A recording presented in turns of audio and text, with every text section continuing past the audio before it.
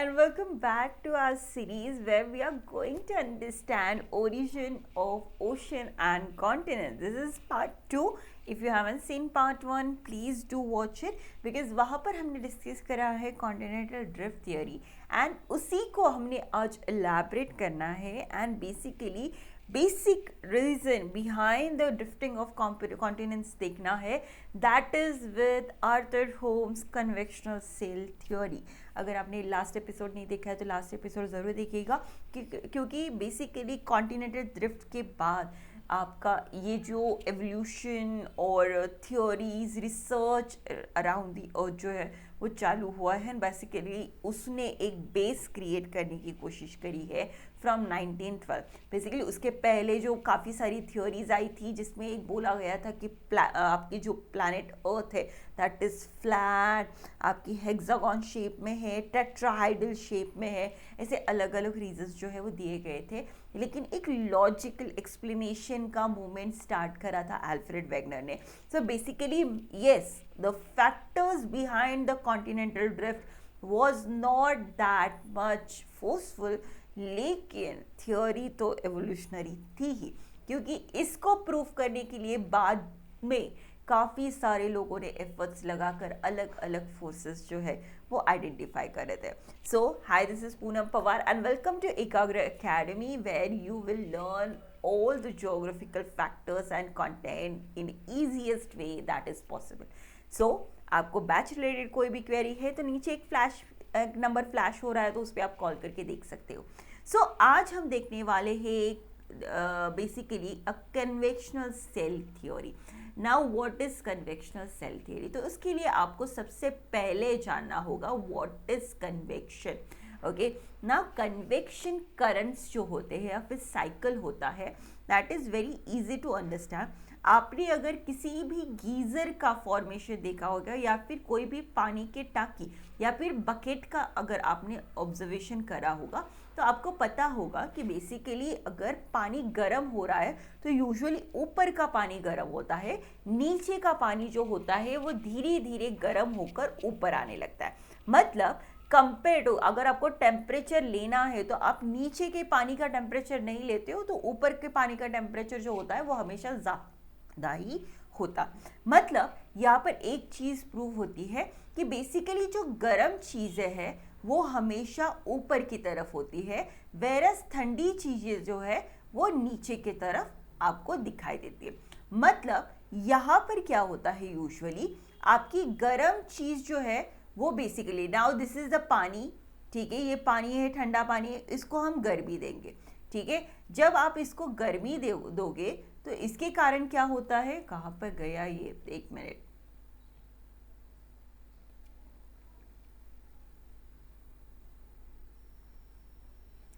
इसको आप जब गर्मी दे रहे हो तो इसके कारण ये पानी गर्म होता है, ये ऊपर जाने लगता है, ऊपर का जो ठंडा पानी है वो नीचे आने लगता है. ऐसे ही करते करते पानी के अंदर एक इनविजिबल साइकिल क्रिएट हो जाती है जिसी को हम कन्वेक्शन बोलते हैं. नाउ ये एयर के बारे में भी होता है.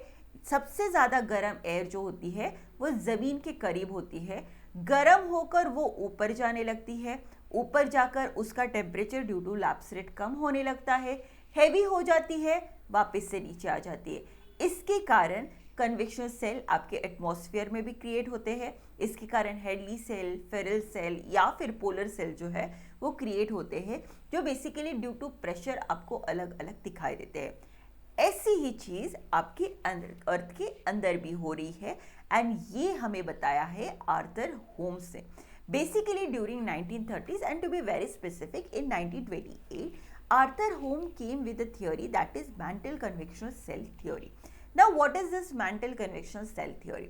इसने बोला कि there is a huge part under the crust that is known as mantle. Now this mantle is not steady. Why? Because it is in a high temperature and due to high temperature it is liquidy, semi-liquidy और basically too hot. इसकी वजह से क्या हो रहा है कि गर्म चीज़ जो हो रही है वो बेसिकली आपके ऊपर की तरफ आ रही है, whereas नीचे ऊपर आते आते ये चीज़ ठंडी है, ठंडी चीज़ें जो है वो आपके नीचे नीचे जा रही है. इसके कारण क्या हो रहा है कि अर्थ का क्रस्ट जो है वो इनस्टेबल हो रहा है। दिस अनस्टेबिलिटी जो है वो बेसिकली आपके अर्थ के ऊपर अर्थ के क्रस्ट को मूव करने का काम करती है, and due to that movement earth के ऊपर टेंशन एंड प्रेशर, ये दो फोर्सेस जो है वो क्रिएट होते हैं। And this tensional force and this pressure force basically is responsible for the formation of different landform on your earth. Like tensional force will create basically fissure volcano, it will create a block mountain, or it will create a ocean, whereas pressure thing will create different islands, it will create a fold mountain, or it will create all the different features like trenches और islands और volcanic formation. So basically यहाँ पर चीज़ याद रखनी है कि इसने crust को नहीं छेड़ा, इसने से बोला कि क्रस्ट के ऊपर होने वाली हलचल जो है वो बेसिकली हो रही है मैंटल के अंदर होने वाले इस हलचल की वजह से। नाउ इसी को हम इलैबोरेट करते हैं। अर्थ के अंदर आप जैसे जैसे जाओगे, आप सबको पता है कि अर्थ के अंदर टेम्परेचर बढ़ता जाता है। Why temperature gets increase over here? The first thing here कि अंदर जाते जाते प्रेशर बढ़ता है, प्रेशर बढ़ता है तो डेंसिटी बढ़ती है, डेंसिटी बढ़ रही है तो फ्रिक्शन बढ़ेगा, फ्रिक्शन बढ़ेगा तो हीट बढ़ेगी। पहली चीज़ यहाँ पर याद रखनी है कि अंदर जाते जाते आपकी हीट बढ़ने के लिए रिस्पॉन्सिबल चीज़ इज प्रेशर। दूसरी चीज़, अर्थ के अंदर आप जैसे जैसे जाते हो, अर्थ के अंदर काफ़ी सारे हैवी मेटल्स या फिर रेडियो एक्टिव एलिमेंट्स जो है वो प्रेजेंट है। दिस रेडियोएक्टिव एलिमेंट्स और दिस हैवी एलिमेंट्स बेसिकली अंदर काफ़ी सारी हीट जनरेट करते हैं। इसके कारण होता है आपके अर्थ के अंदर टेम्परेचर इंक्रीज, एंड इसकी वजह से आप देख सकते हो अर्थ का मेंटल वाला जो मेजर पोर्शन है वो some time in liquid, some time in solid, majority part is solid, some part is semi liquid, ऐसे अलग अलग पोर्शन में आपको दिखाई देता है, क्योंकि ये हीट जो है वो अलग अलग एलिमेंट्स को मेल्ट करने का भी काम करती है।